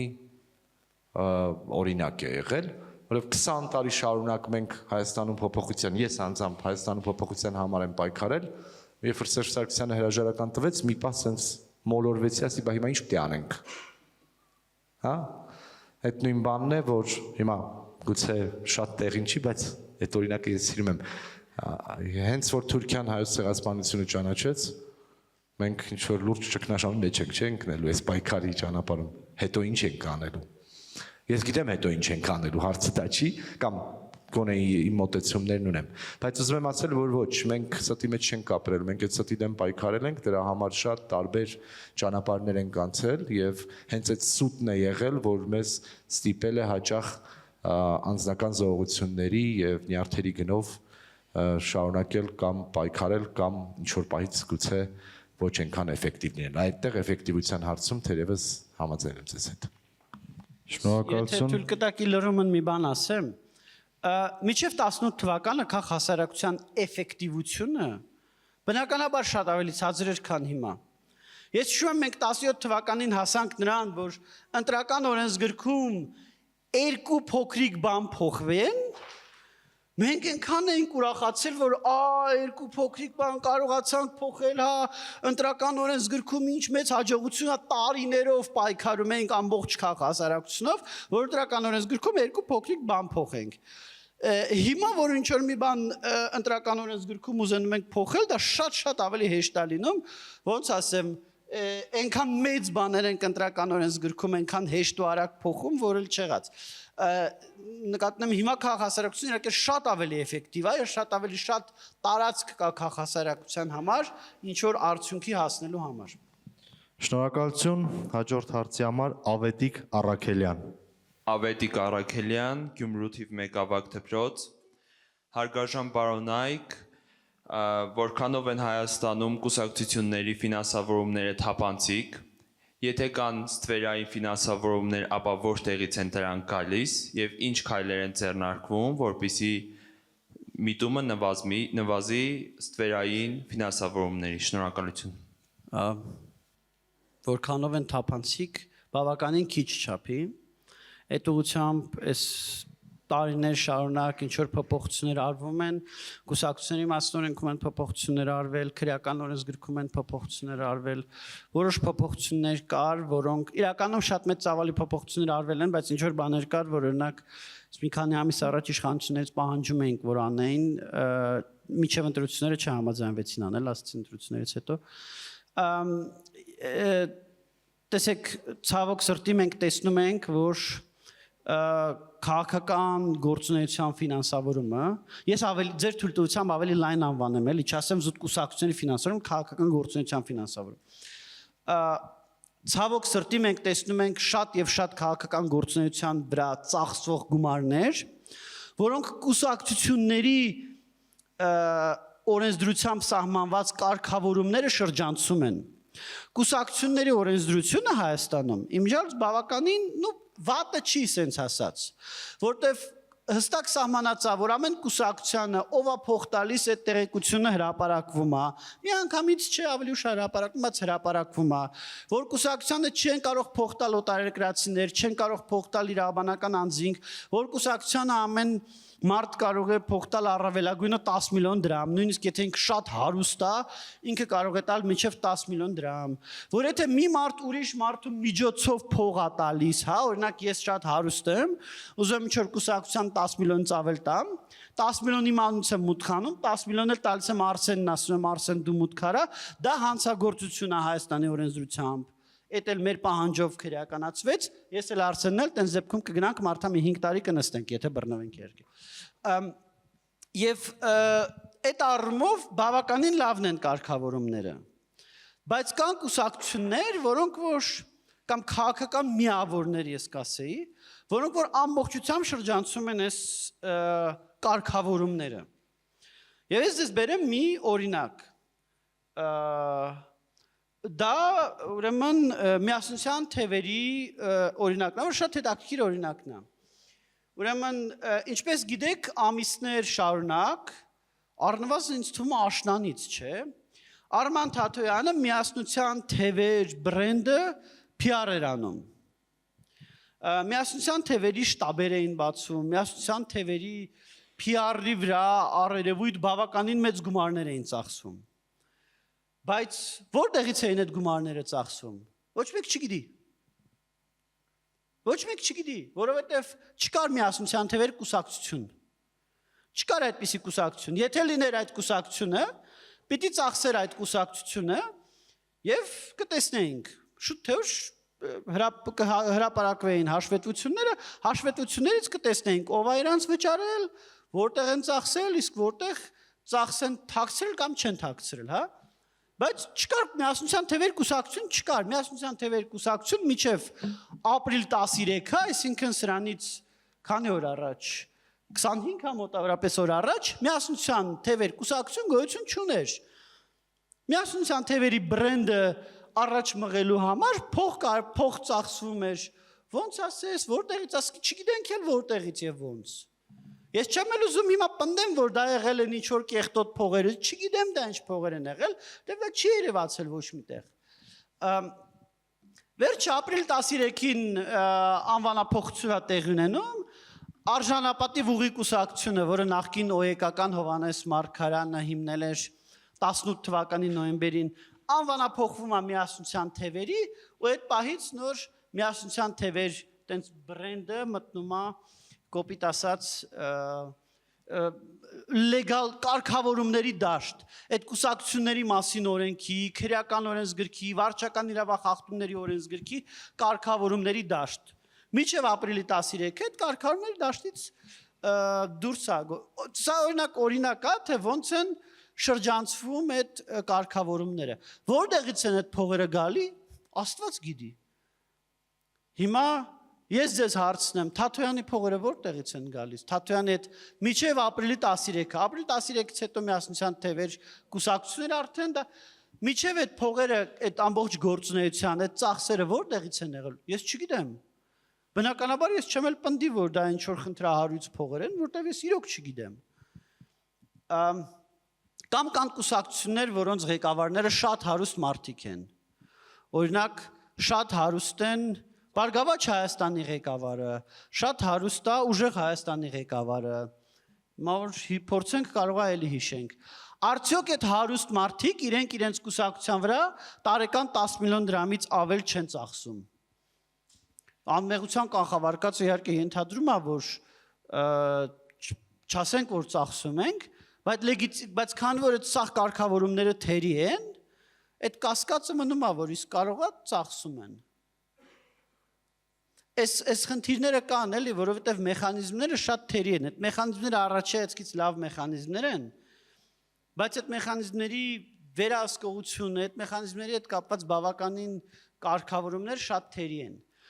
Եվ մի բան էլ եւս որ ես կուզենամ մենք հաշվի առնենք, քաղաքական ֆինանսավորման մասին երբ որ խոսում ենք, մենք պետք է խոսանք նաեւ ընտրակաշարքի մասին։ Որտեւ ինչպես քարոզչական պաստառն է կամ բուկլետն է կամ հերոսագովազդն է կամ չգիտեմ լրատվամիջոցին տրված փողն է քաղաքական ֆինանսավորում, նենց էլ ընտրողին տված ընտրակաշարքն է քաղաքական ֆինանսավորում։ Եվ այդտեղ էլ հարցեր են գալիս, բանտրակաշարքները որ տալիս են, բա այդ փողերը որտեղից, բա ով է այդ փողերը տալիս, բա ինչի համար է այդ փողերը տալիս։ Այդ փողերը տալիս է զուտ, որովհետև ինքը համարում է իր գաղափարներն են, որ այդ ուժը հաղթի լավ կլինի, թե այդ փողը տալիս է, որովհետև դա բիզնես ինվեստմենտ է։ Այսօր փողը տալիս եմ ընտրակաշարքի տեսքով, հետո ընտրվում եմ, պայմանական եմ ասում, հա, կոռուպցիայով եմ զբաղվում եւ հետ եմ ստանում այդ փողերը։ Այս ամեն ինչը քաղաքական ֆինանսավորման մի մաս է եւ գլոբալ առումով ես ասեմ, քաղաքական ֆինանսավորման հետ կապված խնդիրները շատ լուրջ են եւ ցանկացած ուժի մասով պետք է խորանալ եւ ձեզ էլ եմ բոլորիդ կոչ անում նաեւ քվեարկելուց առաջ նայել կուսակցությունների օրինակ հաշվետվությունները, տեսնել ինչքանով են թափանցիկ, դուք արդյոք գիտեք թե այդ կուսակցություններին ով է ֆինանսավորում, թե չգիտեք, թե թաքցնում են, թե ծախսերի չնչին մասն են ցույց տալիս, մնացածը ինչ որ ուժ ձև է գնում։ Հիմա օրինակ նույն Թաթոյանի մասով պարզվել է, շատ խոսած Թաթոյանի մասին։ Թաթոյանի մասով պարզվել է, որ իրանց բոլոր 33 շտաբերը որ կան, նու գոնե մի քանի օր առաջվա դրությամբ, ոչ մեկ կադաստրով գրանցված չի։ Գիտեք, վարչակալությունը օրենքով պիտի կադաստրով գրանցված լինի։ Այդ 33 շտաբերից ոչ մեկ կադաստրով գրանցված չի։ Օրինակ Ուժեղ Հայաստանի շտաբերը 90 քանի շտաբ կադաստրով գրանցված է։ Թաթոյանի շտաբերից ոչ մեկ գրանցված չի։ Չգիտես, Ուժեղ Հայաստանը գիտես, այս շտաբի համար այսքան գումար է վճարում։ Տեսնում ես ով է վճարում, Ուժեղ Հայաստանն էլ ուրիշ խնդիրներ ունի, բայց օրինակ շտաբերի վարչակալության մասով այդ երևում է։ Թաթոյանի մասով չի երևում։ Տեսնում ես շտաբ կա, բայց շտաբի համար ով է վճարում, որտեղից է վճարում, չես տեսնում։ օրինակի համար եմ ասում։ Սա շատ կարևոր է եւ ստեղ ես բոլորիդ կոչ եմ անում նայել թե որտեղից են գալիս փողերը կամ գոնե գնահատել դուք արդյոք տեսնում եք այդ փողերը։ Դուք տեսնում եք որ այս ուժը որտեղից է ֆինանսավորում, ովքեր են ֆինանսավորում, արդյոք իր ֆինանսավորումը թափանցիկ է թե ոչ։ Շնորհակալություն։ Հաջորդ հարցի համար Հասմիկ Հոռոմսիմյան։ Բարև ձեզ, շնորհակալություն հարցի հնարավորության համար։ Ես Հասմիկ Հոռոմսիմյանն եմ, սովորում եմ Վանաձորի պետական համալսարանի հենակետային վարժարանում։ Պարոն Իոաննիսյան, դուք 2026 թվականի մարտին ահազանգել եք ԳՌԴ-ից բերվող 80,000 ընտրողների եւ նրանց տրվող 100,000-ական ռուբլու ընտրակաշարքի մասին, բայց այդ ժամանակ հորդորեցիք մեզ սպասել մինչեւ որ երկաթբետոնյա ապացույցներ ունենաք դրա վերաբերյալ։ Այս 2 ամսվա ընթացքում հայտնվեցին վերջապես այդ երկաթբետոնյա ապացույցները եւ արդյոք ձեր տրամադրած տեղեկությունների հիման վրա որևէ մեկը պատասխանատվության չի ենթարկվել։ Շնորհակալություն։ Այդ դեպքերով քրեական վարույթներ կան։ Մի քանի քրեական վարույթներ կան։ Այդ տեղեկությունները օրինակ Օրենբուրգի մասով կան վերջերս հրապարակված հակակոռուպցիոն կոմիտեի ձայնագրություններում։ Ես պետք է ասեմ Ռուսաստանի մասով խնդիրը գիտեք որն է։ Ռուսաստանում աղբյուրների հետ աշխատանքը, որոնցից որ մենք որպես դիտորդական առաքելություն ինֆորմացիա ենք վերցնում, չափազանց զգուշ է պետք։ Որովհետև հիմա պատկերացնում եք, ես ձեզ ասեմ, Ռուսաստանի X ռեգիոնում Y բիզնեսմենը ինձ ասել է, որ իրան FSB-ն եկել է եւ FSB-ն եւ Սնդամթերքի անվտանգության մարմինները եկել են իր օբյեկտներում խախտումներ են գտել եւ ասել են որ հունիսի 8-ին են որոշելու այդ խախտումները արձանագրում են թե չեն արձանագրում։ Հիմա պատկերացնում եք այս այդ բիզնեսմենի անունը որ տամ այդ բիզնեսմենը այնտեղ ինչ է իր հետ տեղի ունենալու։ Ռուսաստանի մասով այդ խնդիրը կա էլ Ռուսաստանը Հայաստան չի, որտեղ մարդ կարա բացահայտ հանգիստ խոսա ամեն ինչի մասին։ Վել Ռուսաստանում մեկը փորձվի ասի, որ FSB-ն եկել է, իր այդ հանդիպել է, իրանից ինչ բանն է ասել։ Դրա համար այդ առումով շատ մեծ զգուշություն կա խոսալու մասին, նույնիսկ ռեգիոնների անունները չենք տալիս, հա, նույնիսկ ռեգիոնների անունները, ոչ չեմ ասում մարդկանց անունները, աղբյուրների անունները, ես որ իմ աղբյուրի անուն տամ, այդ աղբյուրի կյանքի վերջին օրն է լինելու։ Բառացիորեն կյանքի վերջին, կյանքի ասելով առնվազն ազատ կյանքի, հա, ազատ կյանքի վերջին օրն է լինելու։ Բայց այս առումով մենք տեղեկությունները պիտի հավաքենք նենց որ համ ապացույցը ունենանք եւ դա տարբեր տեղեր երևում է նորից հակակոռուպցիոն կոմիտեի հրապարակած բաներում երևում է համ էլ աղբյուրներին վնասի տակ չհասցնենք որտեվ նորից դա Ռուսաստանը այս առումով շատ ավելի մենք Հայաստանում իրավապահ մարմինների խնդիրներից ենք հաճախ խոսում եւ երջանիկ չենք, բայց Ռուսաստանի հետ համեմատվելու տեղ էլ չկա, էլ այնտեղ շատ վատ է։ Շնորհակալություն։ Հաջորդ հարցի համար Էլինա Նազարյան։ Բարև ձեզ, ես Էլինա Նազարյանն եմ, Հայաստանի պետական մանկավարժական համալսարանի ուսանողուհի։ Նախքան հարցը հնչեցնելու ուզում եմ մեջբերում կատարել ձեր գրառումներից, պարոն Իոաննիսյան։ Դուք գրել եք մայիսի 1-ին մի քաղաքական գործիչ կա, պարբերաբար Ռուսաստան է գնում, հիմա էլ հայտարարել է, որ ինչ-որ մեկը Շուշին հանձնել է։ Գրողը տանի, Շուշիի համար հարյուրավոր մարդիկ են զոհվել։ Ոնց եք ասում, որ այն հանձնվել է, քանի դուք մի խախանդ տեղ լրված եք, Շուշիի պաշտպանությունը հազարավոր զինծառայողների հետ մասնակցել է զրահատեխնիկա, հային ավիացիա, անգամ այդ ձեր Ռուսաստանի գովելի Իսկանդերները։ Ուրիշ հարց, որ ձեր ռուսական մոդելի մեր բանակը տարբերակ չուներ արդյունավետ դինամիկ մարդ վարել ադրբեջանցիների դեմ, քանի որ ձեր նման ժամկետնանց էր, ձեր նման ձևական էր։ Հարցս հետևյալն է, դուք շատ եք նշում ընդհանրապես ձեր գրառումներով ռուսամերձ ՌԴ-ի կողմից հրահանգ ստացած ու հարց է առաջանում ինչ փաստերով, ինչ արաբական փաստահեն կոնկրետ փաստերով եք այդ արտահայտությունները անում, քանի որ Այսպես ասված, մենք չենք հասկանում, կոնկրետ ես չեմ հասկանում, ինչպես կարելի է տարբերակել առանց որևէ փաստի մարդը ռուսահայն է, ռուսական ինչ-որ հրահանգ է կատարում, թե ոչ։ Նաև դուք նշում եք, որ Շուշին հանձնված չէր, ավելի շատ քաղաքականներ, թե ռազմական էր պատասխանատվությունը։ Նաև նշում եք, որ հայկական բանակը ժամկետանցներ ու ժամկետանց ու ձևականներ ու նաև գործում է ռուսական մոդելին համապատասխան։ Կցանկանայի մի հատ հստակեցում կատարել, ինչը դա նշանակում։ Նաև եթե ժամկետնանց ու ձևական էր, ապա ինչու այդ մասին չենք բարձրաձայնել ավելի վաղ մինչև պատերազմը եւ ոնց եք պատկերացնում ոչ ժամկետնանց ու ոչ ձևական ոչ ռուսական մոդելով մեր բանակը։ Շնորհակալություն։ Սկսեմ վերջից, բարձրաձայնել եմ, ես դրա մասին գրված բազմաթիվ հոդվածներ ունեի, սկսած 2011 թվականի աշնանից։ 11 թվականի աշնանից բազմաթիվ անգամ բարձրաձայնել եմ եւ տարբեր հոդվածներով փորձել եմ ցույց տալ, որ բանակը անում է ինչ որ բաներ, որոնք ժամկետնանց են, որոնք ձևիստական են։ Պարադների բանակ, գիտեք, ռուսական բանակը այդ ինչ է, պարադների բանակ էր, ամենասիրուն պարադներն էին անում աշխարհում։ Բայց հետո պարզվեց, որ այն աստիճան վատ վիճակում են, որ պարադանելու համար պետք է Զելենսկուց թույլտվություն ստանան։ Թրամփին խառնում են, որ Թրամփը Զելենսկուն համոզի, որ Զելենսկին իրենց պարադին չխփի։ Ձևական բանակը էդ է, եւ ժամկետնանց բանակը էդ է։ Եվ այո, մեր բանակը ինչ որ առումով այդ մոդելի է։ Մեր բանակը դինամիկ մարդ վարելու ընդհանրապես կարողություն չուներ։ Մեր բանակը Շուշին ոնց են գրավել, Հադրութը ոնց են գրավել։ Իրանք ունեին քաղաքային մարդ վարելու կարողություն, մենք չունեինք։ Քաղաքային մարդ վարելու կարողություն մեր բանակը չուներ։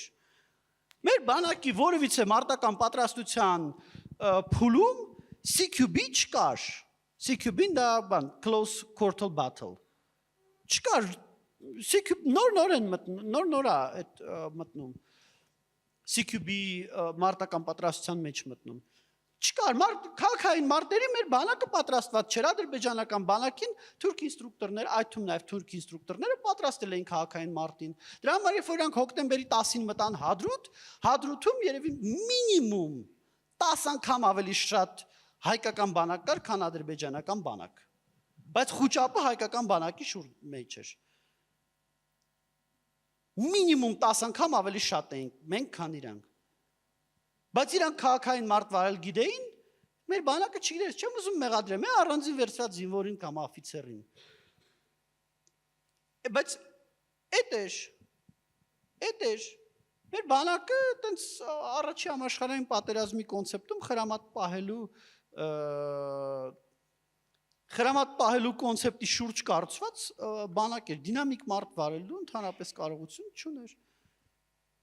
Դες չէ որ հիմա ինչ որ շատ տենց երազանքների բանակն է դառել, բայց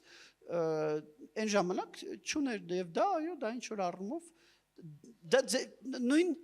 հասկանում եք, նույն Իսկանդերը դա ինչ էր։